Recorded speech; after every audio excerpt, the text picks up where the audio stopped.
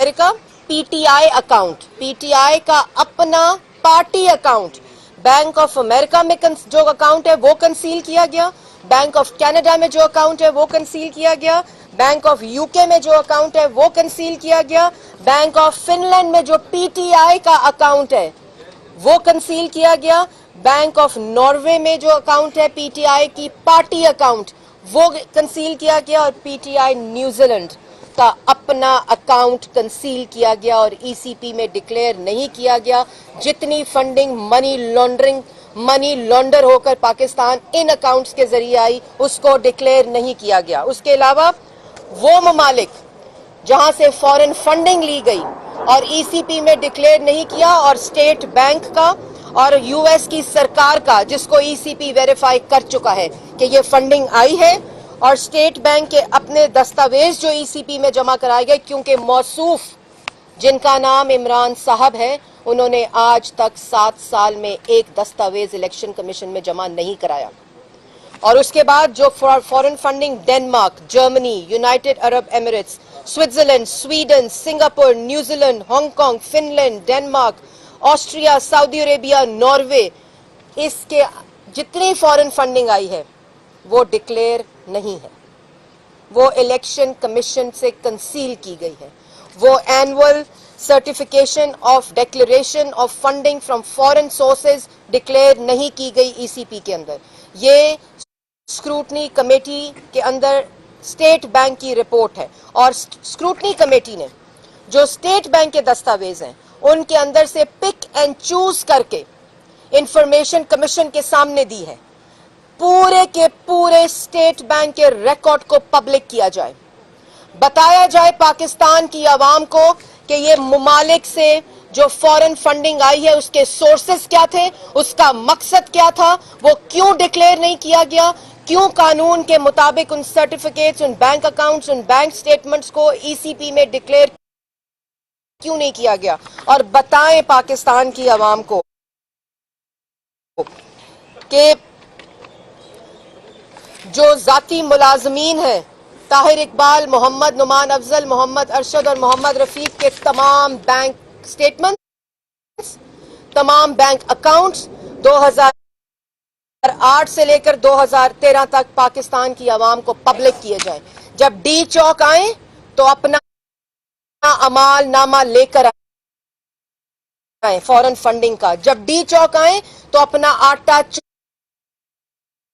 चोरी का अमाल नामा लेकर आए जो 35 रुपए से 90 रुपए हुआ, जब डी चौक आए तो चीनी 52 रुपए से 120 रुपए किलो के अमाल नामे को साथ लेकर आए, जब डी चौक आए तो 60 लाख लोग बेरोजगार जो आज अपने घर में रोटी आटा, मरीज को अस्पताल नहीं लेके जा सकते, और ये होता रहा। ये था वो मकसद कि मुल्क की मईशत को तबाह करो, मुल्क के रोजगार को तबाह करो, मुल्क की फॉरेन पॉलिसी का कबाड़ा निकालो, मुल्क के अंदर महंगाई को तारीखी करो, मुल्क को मकरूज करो, मुल्क को कमजोर करो, कश्मीर का सौदा करो। ये था मकसद फॉरेन फंडिंग का जिसको डिक्लेयर नहीं किया गया। अगर चोरी नहीं की तो तलाशी दो, और ये तमाम चीजें, और हर रोज तारीख के ऊपर वकील बैरूने मुल्क चला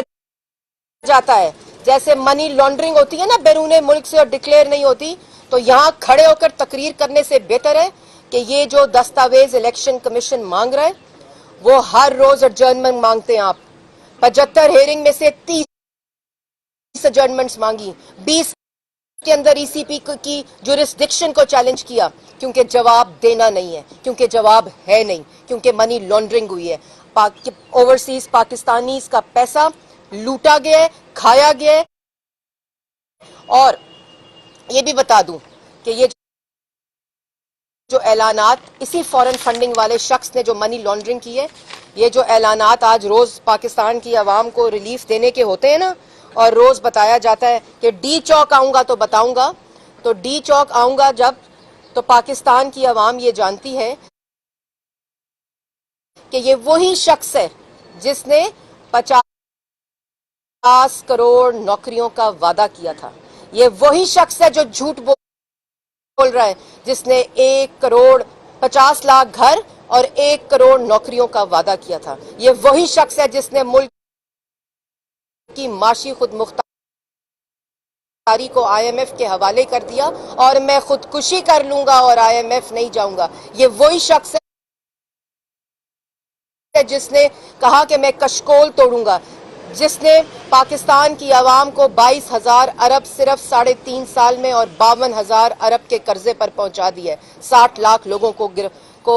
بے روزگار کر دیا ہے. تو جب ڈی چوک آؤ تو یہ سب کچھ عمال نامے ساتھ لے کر آنا. اور الیکشن کمیشن سے کل رات کو اپوزیشن نے, جوائنٹ متحدہ اپوزیشن نے بھی یہ مطالبہ کیا ہے کہ فوری, کیونکہ فیصلہ ہو چکا ہے, عمران خان صاحب مجرم قرار پا چکے ہیں. اسٹیٹ بینک کا ریکارڈ الیکشن کمیشن میں جمع ہو چکا ہے, جس کے ذریعے فورن فنڈنگ بھی آئی, انڈین نیشنل سے آئی, کنسیلمنٹ ہوئی, بینک اکاؤنٹس ظاہر نہیں ہوئے, ذاتی اکاؤنٹس میں منی لانڈرنگ ہوتی رہی. یہ تمام چیزیں ثابت ہو چکی ہیں. صرف فیصلہ صادر کریں اور الیکشن کمیشن فوری طور پر جو لوگ اپنے ممبران کو دھمکی دیتے ہیں ان کا اپنا اعمال نامہ یہ ہے کہ منی لانڈرنگ کے ذریعے لوگوں کا پیسہ کھا کر فورن فنڈنگ کے ذریعے ملک کو نقصان پہنچایا. میم یہ بتا دیں گے کہ پی ٹی آئی الزام لگاتی ہے کہ نون لیگ الیکشن کمیشن میں تفصیلات نہیں دے رہی, اور انہوں نے ارلی ہیئرنگ کی بھی درخواست دی الیکشن کمیشن میں. اور دوسرا اکبر اسبابور یہاں کھڑے ہو کے جب نون لیگ کی گورنمنٹ تھی داخلہ کو خط بھی لکھے کہ پی ٹی آئی کے پاس مبینہ فارم فنڈنگ ہے, اس کی تحقیقات کریں, اس کو بین کریں, تو اس ٹائم تو نون لیگ نے اقدام نہیں اٹھایا. تو آپ الیکشن کمیشن سے آپ کس طرح مطالبہ؟ بات یہ ہے کہ سب سے پہلے تو جو اپلیکیشن پاکستان تحریک انصاف نے دی ہے, میں نے اس کا ذکر سب سے پہلے کیا تھا کہ سارے دستاویز, بینک سٹیٹمنٹس اور ریکارڈ فائنینشل جو ہے وہ الیکشن کمیشن میں پاکستان مسلم لیگ نون ہر سال جمع کراتا ہے. جو فنڈنگ, جو ڈیٹیلز ہیں, اور اسکروٹنی کمیٹی میں اپلیکیشن دی تو اسکروٹنی کمیٹی نے ان کو یہ کہا ہے کہ اس کے علاوہ اگر آپ کے پاس کوئی ایسا دستاویز ہے جس سے یہ ثابت ہو کہ مسلم لیگ نون نے کسی قسم کی فورن فنڈنگ لی ہے اور اس کو ڈکلیئر نہیں کیا تو آپ لے آئیں. وہ اپلیکیشن بھی غائب ہے, وہ جمع کرانے والے بھی غائب ہیں, اور کوئی ثبوت بھی نہیں ہے, کیونکہ یہ وتیرہ, یہ رویہ 3.5 سال میں ملک کی ہر عدالت اور بیرون ملک ہر عدالت میں یہی رویہ ہے, الزام لگاؤ اور بھاگ جاؤ. تو ابھی تو یہاں آ کے تقریر کر دی, لیکن اگر کوئی آپ کے پاس دستاویز ہے, اگر کوئی چیز آپ کے پاس ہے تو آپ اسکروٹنی کمیٹی میں دے دیں.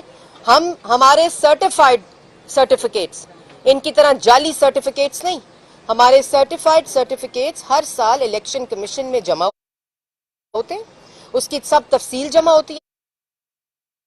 ہے. اگر تکلیف ہے تو جھوٹ بولا ہے اور اس لیے ثبوت نہیں ہے تو وہی چیز جاری ہے, اور باہر آ کے تقریر کرو اور دوسروں کو چور کہو اور دوسروں پر الزامات لگاؤ. باقی بات یہ کہ الیکشن کمیشن کے اندر اکبر ایس بابر یہ اپلیکیشن لے کر آئے, اور الیکشن کمیشن اسکروٹنی کمیٹی کی رپورٹ مکمل ہو گئی ہے, جس میں وہ تمام انفارمیشن تو نہیں ہے جو اسٹیٹ بینک کی رپورٹ کے اندر ہے, لیکن بہت جلد مجھے امید ہے کہ الیکشن کمیشن یہ فیصلہ بھی کرے گی, اور جو صادق اور امین ہے نا, جو لوگوں کو صادق اور امین, جو سرٹیفکیٹ بانٹنے والے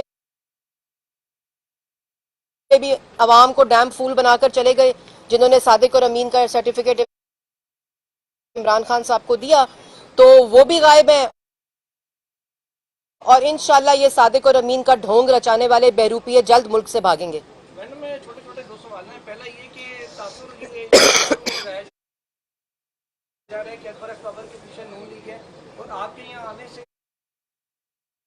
اس تاثر کو آپ کو نہیں لگتا کہ ہوا ملی ہے کہ باقی کوئی نون لیگ کی جانب سے یہ تھا؟ دوسرا یہ کہ کیا چودھری پرویز مہر کو وزیر اعلیٰ پنجاب بنانے کی پیشکش کی ہے نون لیگ؟ جی, بہت دو چھوٹے سوال ہیں آپ کے. پہلا سوال آپ کا جو ہے اس میں الیکشن کمیشن میں جوائنٹ اپوزیشن اور پی ڈی ایم نے درخواست دی تھی, اگر آپ کو معلوم ہو, 4 دن پہلے غالباً, اور انہوں نے یہ کہا تھا کیونکہ پارٹیز ایکٹ کے مطابق پولیٹیکل پارٹیز اور پاکستان کے شہری جو ہیں وہ اس میں لوکل سٹینڈ آئی رکھتے ہیں, اور اس کے مطابق, اور ہم نے جو اپوزیشن کی متحدہ اپلیکیشن درخواست چیف الیکشن کمشنر کو گئی ہوئی ہے, اور اس کی جو ہیئرنگ کی, یہ پبلک ہیئرنگ ہے جس کے اندر ان کا عمال نامہ پاکستان کی عوام کے سامنے ہر روز سامنے آتا ہے, تو اس لیے اور پاکستان کی عوام کو بتانا یہ بڑا امپورٹنٹ ہے, اور اوورسیز بیٹھے پاکستانیوں کو بھی, کہ یہ بہروپیے ہیں, ان کو 1 روپیہ نہ دیا جائے.